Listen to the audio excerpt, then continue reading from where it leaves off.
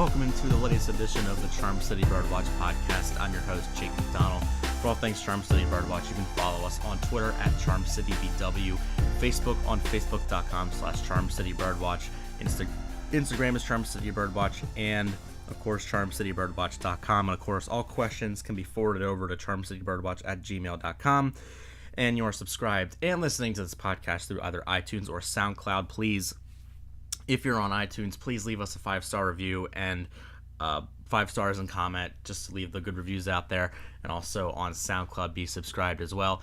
Today's guest was out as the Ravens, had been getting their way through training camp, suffering all sorts of injuries, and starting the preseason last Thursday with a 23-3 win over the Washington Redskins. This guy has been covering everything before. I've had him interviewed before via phone call, but this is the first time he has made an appearance on the Charm City Birdwatch podcast.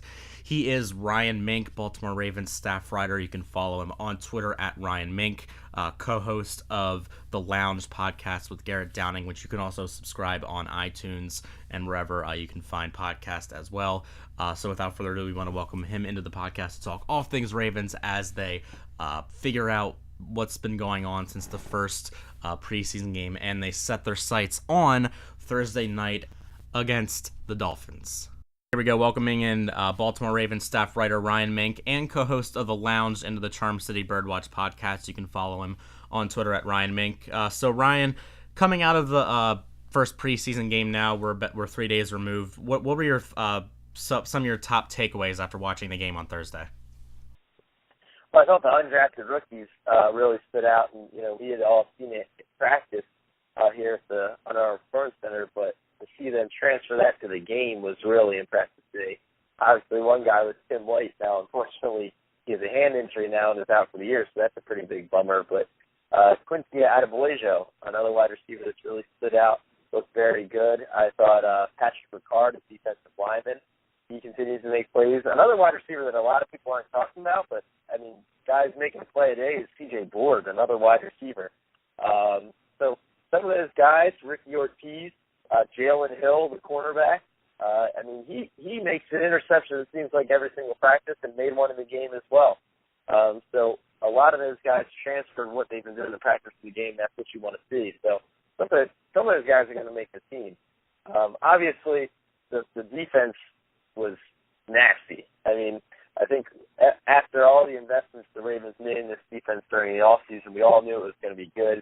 And to see that come to fruition in the first preseason game, given it's the preseason, I understand, but that's a good sign.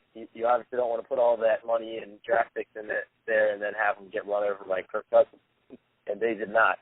Brent Urban looks really good. The offense has, they have some growing to do. They have some improvement that needs to be done. Obviously, they weren't playing that great, but, Ryan Mallett, he's a backup quarterback for a reason, and I think if people expect him to go out there and play like Joe Flacco and light it up, well, you're sorely mistaken. There's a reason why Joe Flacco is a franchise quarterback and Ryan Mallett's the backup. And obviously, he was working without Mike Wallace. He was working without Jeremy Wallace. He was or Jeremy Maclin. And he's working behind a patchwork offensive line. So there's only so much you can expect with that steady miss and throws that he needs to not miss. And speaking of some of the injuries the Ravens have had, two key ones on offense right now are quarterback Joe Flacco and receiver Breshad Perriman. Announced the other day we're not going to see Flacco until the regular season, but he is anticipated to return to practice at some point in the preseason. Any word on Perriman and Flacco's status right now? No, not really. It's still in a wait and see game. I've seen Breshad walking around the Performance Center, and he looks fine. He's not dragging a leg. He's not limping around. He looks totally fine. So I would expect him to get back out there soon, but they're not going to rush it, especially with the hamstring that's going to be finicky. Same goes for a back. You don't want to rush a back. So I think that they obviously know that they need to get Joe out there for some time so that he can get acclimated with his wide receivers and just get in a groove with them. You don't want to go into the regular season without having practice with them. Especially, Jeremy Maclin. They've only had 2 practices together in minicamp. So, they want some time. I don't know when that's going to be. And, of course, the offense, really fit on the offensive line, losing another guard the other night, Alex Lewis, as when it was announced that he has a shoulder injury that's going to need surgery. because of how thin they are, they've lost Siragusa, they lost, Lewis. There's been another injury in there as well. Do you think that they could add somebody either in free agency or maybe trading somebody? I know their defensive line specifically is very stacked. You can make the argument that they could maybe get a piece on the offensive line, or they could go out and sign perhaps Jeremy Zuda or Nick Mangold, some free agents out there. But do you think something needs to be done more with the offensive line before the regular season begins? It definitely wouldn't surprise me. I mean, you had the retired Breshad in there, so it wouldn't surprise me. They've liked what they've seen from Matt Skura, who would be Jensen's backup as of now, and also be able to fill in at guard. But you have some depth concerns there with Nico. Now, Jermaine Illuminor has also played pretty well, but right now, if James Hurst moves into left guard, your starting left guard, you don't really have a great option as your swing tackle. I mean, who's your backup back if Ronnie Stanley were to go down? I guess James Hurst would probably bump the left tackle, and then you would put Illuminor in a guard. But they have some depth problems right now, I think, on the offensive line, and if they can supplement that, which I agree with you, the defensive line seems like the area that they could probably deal somebody.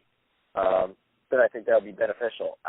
Mangold, I don't know what the asking price is. I know it was high from reports, and the Ravens are tight against the Cats. So I don't know, if that's the direction that they'd be able to even go in. And at this point, Zuta, they traded him away for a reason to bring him back. Maybe I don't know. It would be an interesting situation. And I've been, Baltimore Ravens staff writer Ryan Mink here, again, Ryan Mink on Twitter. I've been listening to you not only on the Lounge podcast, but on the, 105.7 The Fan. You have been drinking the James Hurst Kool-Aid all summer. If he were to have to start either at guard now or at tackle, are the Ravens, is he somebody that they can count on, you think, going forward? Like, I want you to defend the James Hurst case here, because there are a lot of Ravens fans who cringe whenever they hear his name. You want to hear my James Hurst rant, is what you want. Yeah. All right, here's my James Hurst rant. James Hurst, I think, has been unfairly scrutinized. I think he's gotten too much scrutiny than he deserves. And one play in particular stands out, and that's Joe Flacco's knee injury. And it was a bad play for James. He got pushed back into Joe's knee. And it was one play that was really unfortunate, and it sticks in everybody's mind, right? But the body of work that James has put together, yes. Has he gotten beaten some? Absolutely. Does that happen at left tackle? Absolutely. You're out there on the island, and when you get beat, everybody in the world sees it. It's very evident. When Brandon Williams gets reached on a block and doesn't get to his man, nobody knows it. When a linebacker gets walled off, generally speaking, people don't know, right? When a left tackle gets beat, people know. And especially, which left tackles are going to get beat? Undrafted rookie left tackles, which you never see in the NFL actually starting games, let alone playoff games like James Hurst did. He became the first ever undrafted rookie to ever start a playoff game at left tackle in the NFL. That is an extremely hard job. Now, that said, that job is not getting any easier. He needs to be up to the task. But I don't understand why people think that James Hurst can't improve. Everybody thinks because he got thrown in the Joe Flacco season, they've written the guy off. Oh, he sucks. Why can players, Kamalai Correa, why can he improve into people's eyes, but James Hurst can't? I just don't understand that. People think that this guy just doesn't have it, period, and they're not willing to give him a chance. And I'll tell you one thing, and this is a little insider knowledge for you here, is that Eric DeCosta was walking off the field after one of these practices, and some of the Ravens defensive linemen and pass rushers came up to him and said, that Hurst guy has gotten a lot better. That guy is good now. Like, he wasn't very good before, but he's good now. And so, I think that James Hurst has improved. He's really gotten after it in the weight room. He's stronger. The kid is smart, very smart kid, good guy. He works hard at his craft. He's got a lot of attributes that you want in the tackle or a guard or an offensive lineman, and I think the fans should give him another chance. Is he going to be the best tackle or guard in the league? No. He's not going to be that. He's not going to be Ronnie Stanley. There's a reason why James Hurst went undrafted. But is he going to be a serviceable guy who I think you can plug in there and you can win games with? Absolutely. He's already proven it. He's started a lot of games for this team in which they've won. So I think James Hurst, I think let's hold off judgment. If he goes out there and he's playing really bad, and I'm not talking by Pro Football Focus rating standards because their standards are out of whack for some reason. James Hurst somehow got a worse pass blocking grade than Rick Wagner, despite their own metrics saying that he gave up less pressure. I don't understand how that works, but whatever. So if we can all watch and he's getting beat like a drum out there, then all right, then I'm wrong. But if not, let's start with a fresh slate here and see how he does. Yeah, there might be a situation now where James Hurst is forced into a starting role because of all the injuries, and if he does get a job and does well, then everybody will be coming back to you, and you'll be able to boast because you predicted it. I hope so. I have to admit now, I'm definitely rooting for James Hurst to do well. Baltimore Ravens staff writer Ryan Mink here, joining us on the Charm City Birdwatch podcast. I asked John Eisenberg this question the other day, and I want to ask you it now, get your opinion. Especially with all the injuries the Ravens have suffered this preseason, it really seems like dating back to really the Super Bowl season when like Ray Lewis and Terrell Suggs were dealing with injuries, that the amount of injuries, particularly serious ones, I don't know. I don't have like a study in front of me, but I would wager that the Ravens are probably high up there with all the injuries they've suffered. I know they've tweaked their offseason program multiple times in recent years, but do you think we need to start looking at what they're doing, like strength and conditioning wise on the training staff? Because it's clear. I mean, I don't know if I can attribute some of it to bad luck, but it really seems like there's a theme here with the serious injuries they're suffering. I don't know what they can do, but I just want to get your opinion on the amount of injuries that they've suffered, really, the particularly serious ones since the start of camp. Yeah, I mean, it's bad, and I can't remember a time when the Ravens ever had this many injuries. I can't remember a time when any NFL team ever had this amount of injuries and retirements and suspensions and all that stuff before the regular season ever started. So it is crazy. You know, they have, in terms of the strength and conditioning program, they have tweaked it. I mean, they gave Steve Saunders the reins this year, and everybody loves his program. Players rave about it. They were in phenomenal shape. It's not a problem with conditioning. It wasn't that they came in out of shape and now they're suffering injuries because of it. That's the opposite of that. To me, it's really bad luck. And it's not just the strength and conditioning. I mean, Steve Saunders has brought in a great recovery program. I mean, these guys go through, it's a major part of their day. You know, you go through practice and then you go through recovery. They do a lot of injury prevention stuff. To me, I think it's mostly just bad luck. I mean, sometimes that's just the way it happens. And I think this is one of those. So, the Ravens are going to have to shuffle pieces around and make some more moves and all that stuff. But, I don't think that there's a magic elixir to all of a sudden stop the injury. How do you think the addition of Greg Roman to the coaching staff is going to help not only the offense as a whole, but particularly the run game this year? Yeah, well, I think the Ravens are definitely going to be more unpredictable. I think at points last year, teams kind of knew what was coming in a way, or they could predict it. They weren't very versatile. And I think Greg Roman's going to run just about everything under the book. Every different kind of run scheme, they're going to throw at a team. So, that's going to definitely keep them on their toes.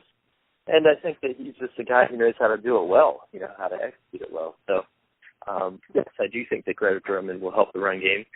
They need somebody to step up and be that lead dog. Is that Terrence West? He's definitely looking like it. Is it Danny Woodhead going to get more carries? There's still some questions with this running game. But I do think that Greg Roman should certainly help it. One more question before I let you go. Looking ahead to Thursday night against the Dolphins, the Ravens might be getting to see a little bit of Jay Cutler, the new addition to the Dolphins squad. Are the Ravens going to be following a similar game plan this Thursday? I know they're not going to have Flacco, but do you think like a similar game plan with Mallett playing about a half, and then Joshua Woodrum and Dustin Vaughn getting the majority of the second half reps? Yeah, that's what I would expect. I think they still want to give Mallett a good amount of time out there, more than you would give just a usual starter. If Joe Flacco were going out there, he wants to play a half on the second preseason game. But I think that Mallett probably will they want to see him make some improvements. I think that he needs to hit some more receivers on the numbers, and they want to see him do that. But above all, like John Harbaugh said after that game, they want him to play winning football. They don't want him to turn the ball over. I think people should realize that this defense is really, really good. And if Ryan Mallett had to step in for Joe Flacco for any regular season time, which he doesn't, I think the task for the most part would be the game's not on your shoulders to win. The game is on your shoulders not to lose.